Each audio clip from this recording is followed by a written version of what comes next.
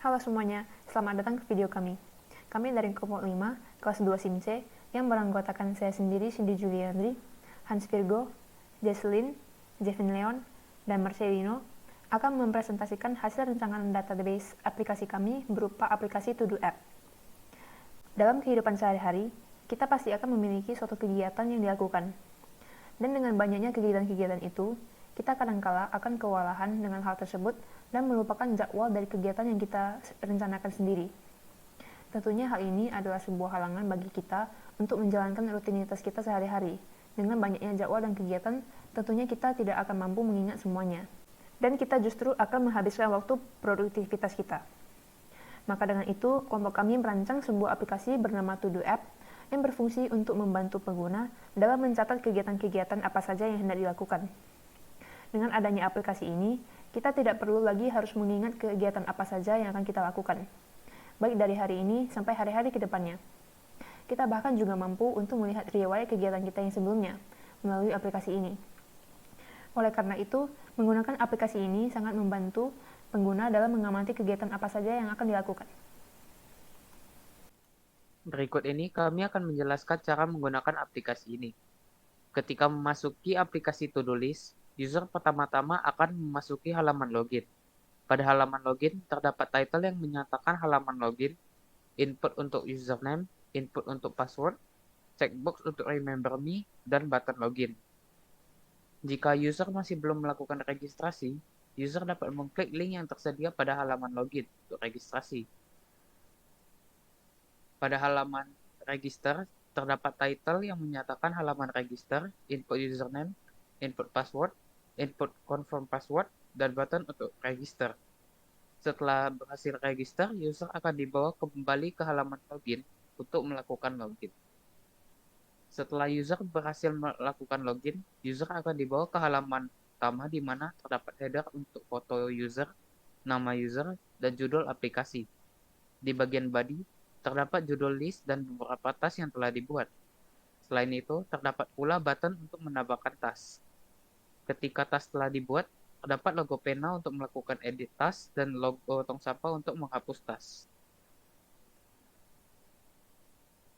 Ketika button add task diklik, akan muncul modal overlay yang terdiri atas title, input nama tas, input deskripsi tas, warna yang akan diberikan pada tas, dan button untuk menambahkan tas. Modal overlay yang sama akan muncul ketika user mengklik icon pena atau edit, dan ketika user ingin menghapus tas, akan muncul modal overlay untuk mengkonfirmasi pilihan user. Ketika user mengklik foto atau nama user, akan muncul sidebar yang terdiri dari list yang telah dibuat. Selanjutnya, kalau jika selain dari sidebar yang telah muncul, user juga bisa membuat list baru dengan menekan new list, dan dengan menekan new list akan ada muncul sebuah pop-up menu yang dimana dalamnya itu dapat list name dan juga ada list type yang bisa dipilih langsung oleh user. Dan setelah memilih, user tinggal tekan pilih add list saja. Selanjutnya, dari list yang telah dibuat, user bisa mengedit listnya dan juga bisa menghapus listnya. Dan jika user tekan edit list, maka akan muncul sebuah menu pop-up yang sama, hampir sama dengan yang tadi pas new list. Dan di form ini, user tinggal mengubah apa yang ingin diubahnya saja. Dan setelah selesai mengubah, user tinggal tekan tombol yang terdapat di dalam formnya aja untuk menyimpan perubahannya. Dan selanjutnya, jika tekan remove list, maka akan munculkan pop-up untuk mengkonfirmasi ulang apakah benar list ini akan dihapus. Dan jika iya, tinggal tekan delete list, dan tidak, tinggal tekan cancel aja. Dan selanjutnya adalah DFD. Seperti yang kita tahu, DFD itu adalah suatu diagram yang menunjukkan aliran data dari sebuah sistem, dan dalam DFD itu terdapat input dan output. Input dan output yang kita gunakan pada sistem aplikasi kita atau to-do list itu adalah data task, di mana user itu menginput atau menambahkan task dan sistem mengembalikan tampilan berupa kumpulan task yang telah ditambahkan user, di mana baik itu user tasknya itu sudah dikerjakan ataupun belum dikerjakan. Dan di dalam DFD yang telah dibuat terdapat dua entitas, yaitu pertama itu user dan yang kedua itu adalah view of data tag. Dan selanjutnya itu terdapat 4 proses, yaitu insert data text, update data text, delete data text, sama get data text. Dan terdapat satu data store, yaitu data text yang berfungsi untuk menampung data text yang telah di-input oleh user. Jadi proses aliran datanya itu dimulai dari user menyetor data text ke database dengan menambah task. Habis itu task ini bisa diedit dan di-delete oleh user itu sendiri. Dan data text yang telah di-input user itu akan di-outputkan atau ditampilkan semua secara tersusun yang memudahkan user dalam mengatur waktu atau jadwal dalam mengerjakan setiap tasknya. ERD adalah model atau rancangan untuk membuat database supaya lebih mudah dalam menggambarkan data yang memiliki hubungan atau relasi dalam bentuk sebuah desain. Pertama itu ada entity user memiliki 4 atribut, yaitu user ID, email, date of birth, dan name, yang dihubungkan oleh relasi assign dengan entity task yang memiliki 7 atribut, yaitu ID, title, description, deadline, complete, user ID, kategori ID, dengan hubungan 1,n, atau bisa dibaca dengan satu user dapat memiliki banyak task.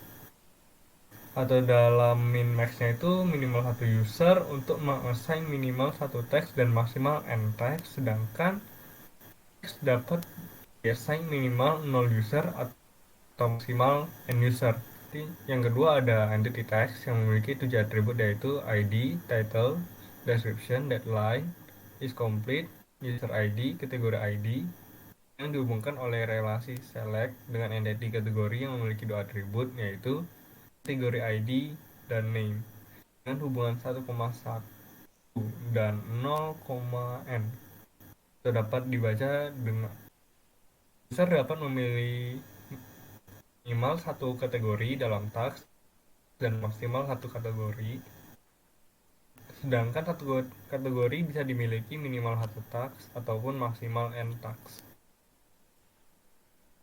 Selanjutnya, ERD mapping. Di dalam To-Do app ini, terdapat 3 entitas dalam ERD mapping, yaitu user, task, dan kategori.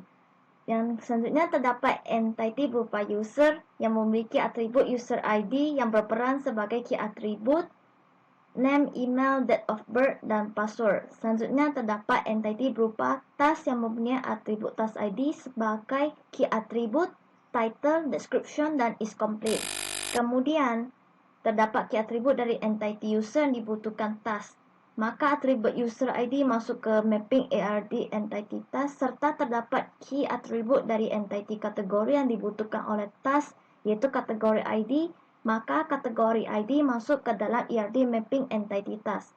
Selanjutnya, terdapat entity terakhir, yaitu kategori. Kategori memiliki key atribut berupa kategori ID dan name. Sekian dari presentasi kami. Terima kasih.